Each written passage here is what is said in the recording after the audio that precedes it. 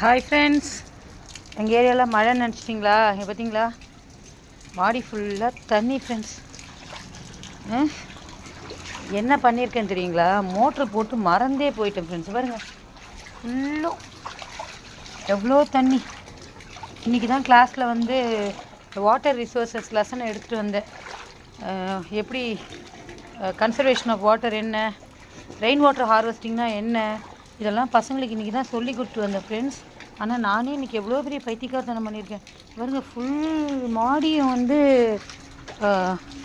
தண்ணி போட்டுட்டு எப்படி தான் மறந்தேனே தெரியல ஃப்ரெண்ட்ஸ். தயவு செஞ்சு இந்த தப்பை வந்து பண்ணாதீங்க.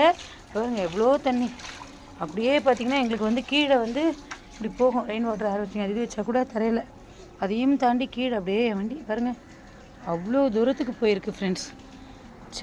சேவ் பண்ணுங்கள் ஃப்ரெண்ட்ஸ்.